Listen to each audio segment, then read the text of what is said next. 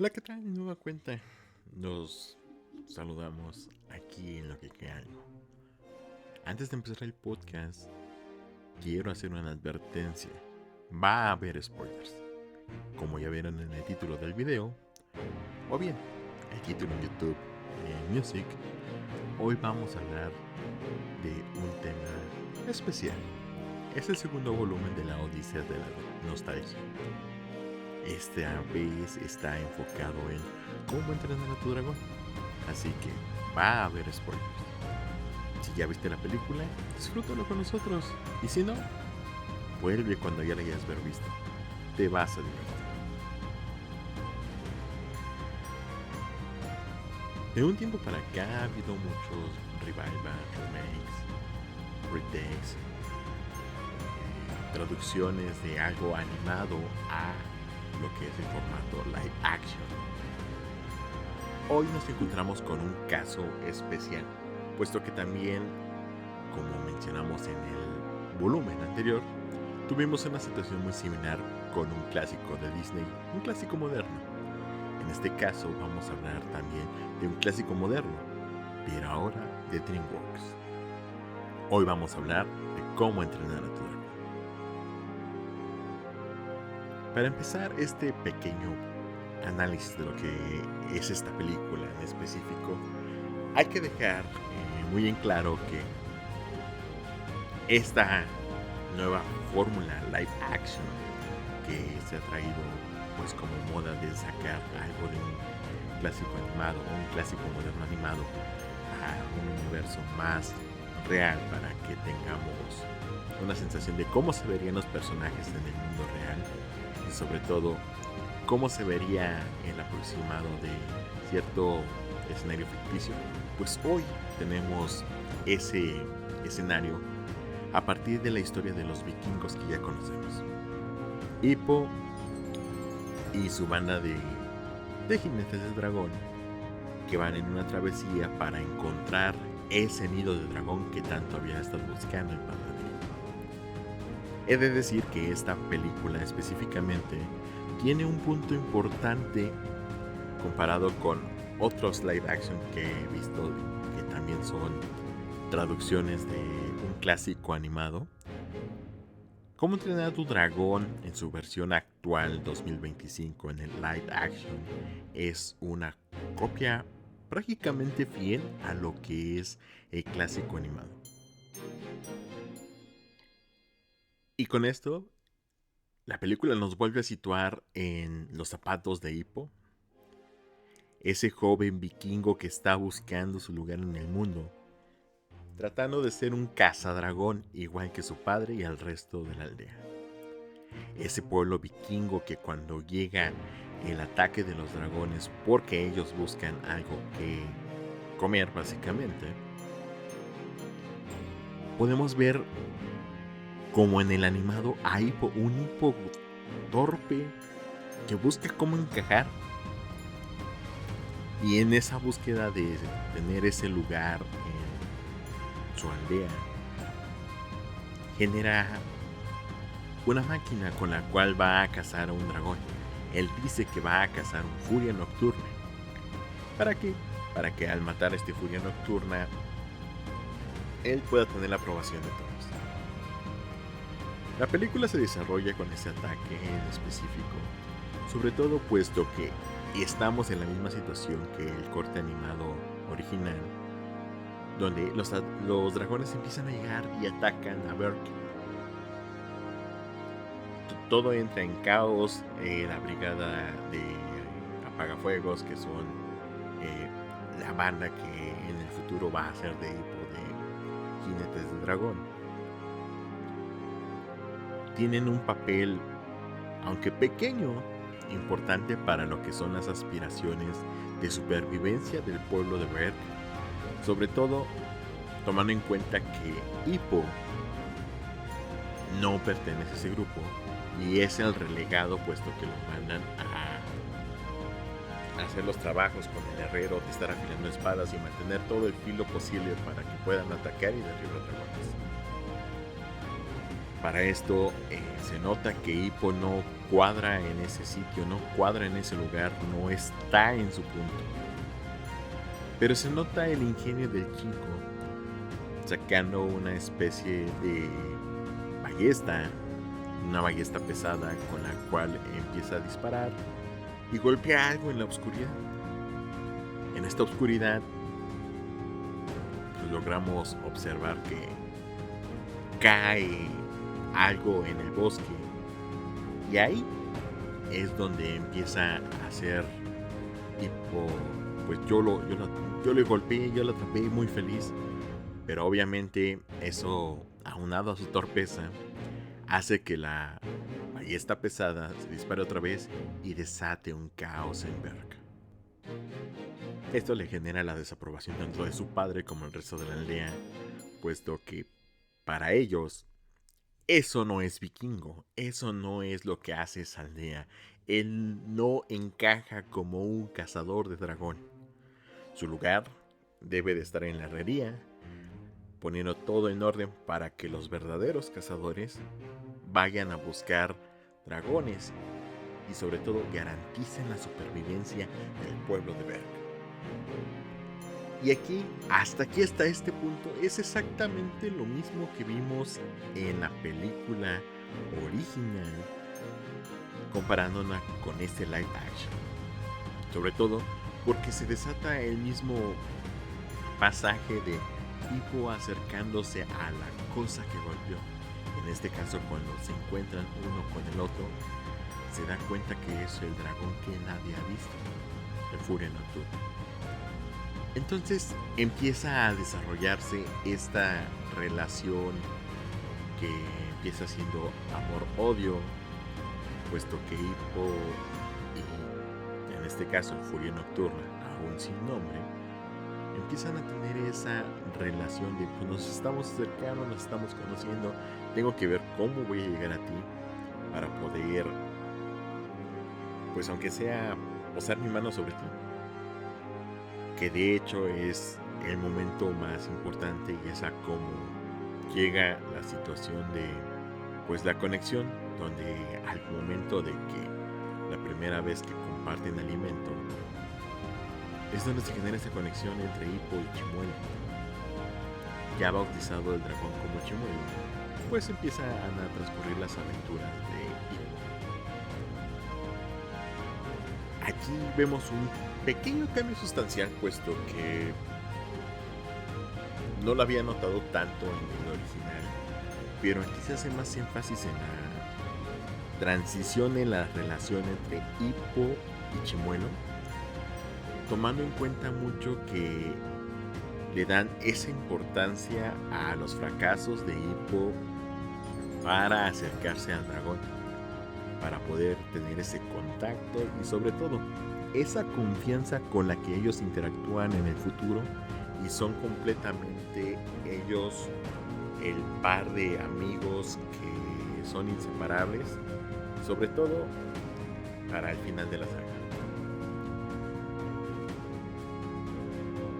Y hasta aquí no hay grandes diferencias, pero sí hay un poco más de desarrollo en el par de personajes que tenemos y sobre todo en su historia y su relación, que es Hippo y Chimuelo, hasta que llega la intrusión de Astrid por la frustración de lo que está aprendiendo Chimuelo y en este caso Hippo, sobre todo Hippo, que empieza a dominar a los dragones con lo que va mostrando Chimuelo en cuanto a sus acciones, qué es lo que les gusta, qué es lo que les asusta, en qué momento pueden jugar sin querer encontrar un punto débil de un dragón, el notar que los dragones tienen actitudes similares a los gatos.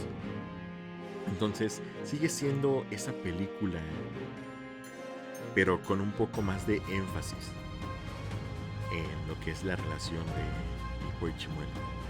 Pero pasado esto, cuando ya se encuentran con Astrid, es cuando la película como tal se suelta el chongo y empieza a ir a máxima velocidad.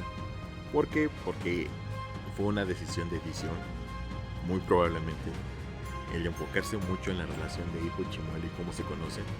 Porque después de eso cambia la velocidad de la película y va muy, muy, muy rápido.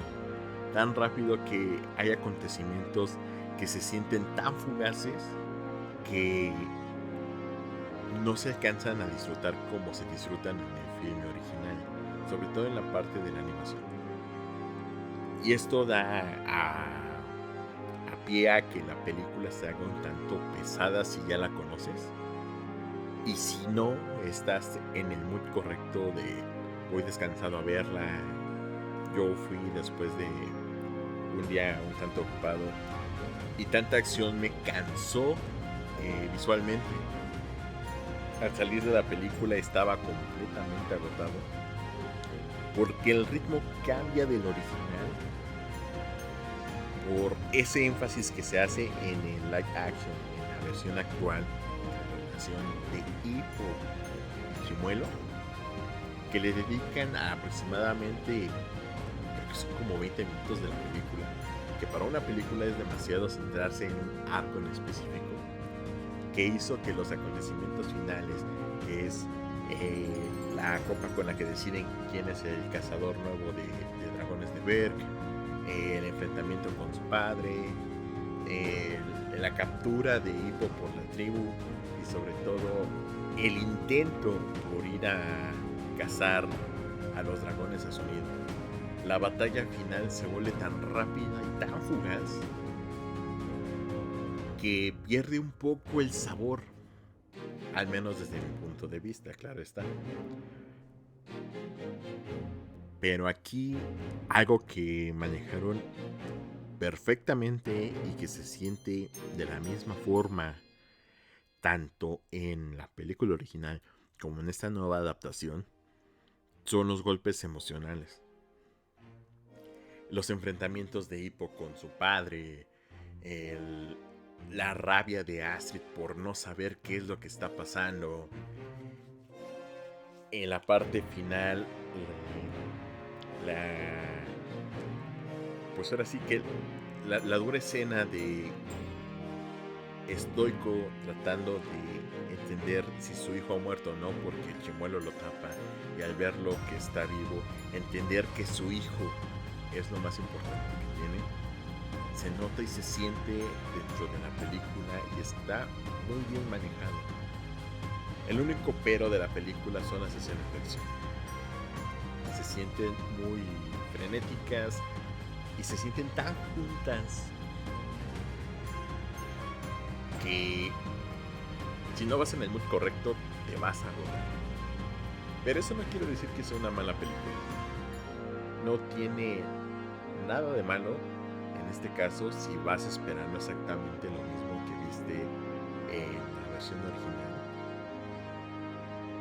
La vas a disfrutar bastante y sobre todo vas a tener momentos de flashbacks, de recuerdos de haber visto esa película con alguien especial, sobre todo porque a muchos nos tocó en esa pubertad o inicios de adolescencia y a lo mejor la viste con tus amigos, con tus hermanos o con tus papás y te va a dar un buen flashback, te va a evocar cosas muy bonitas en ese momento.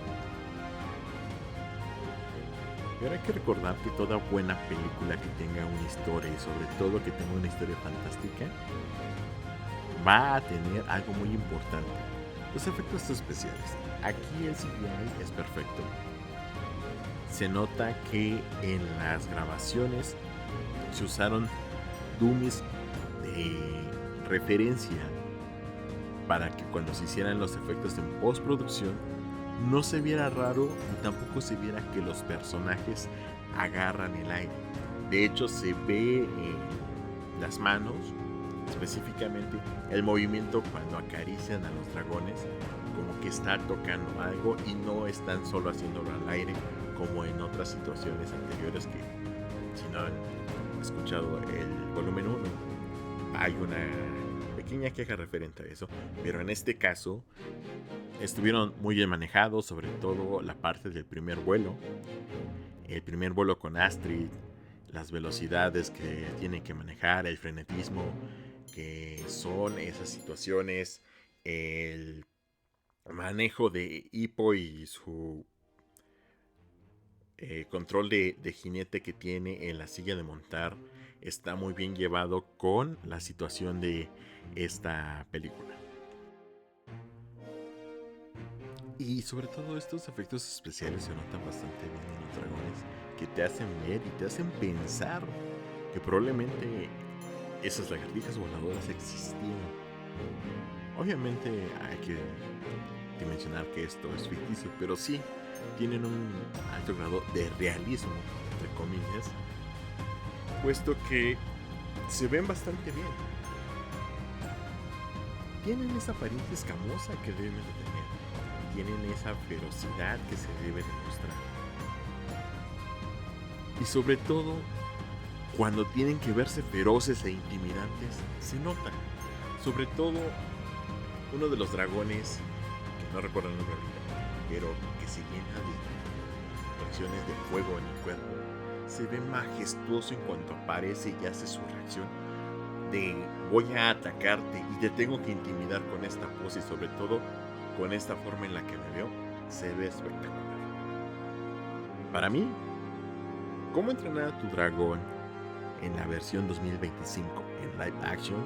Es una película altamente recomendable.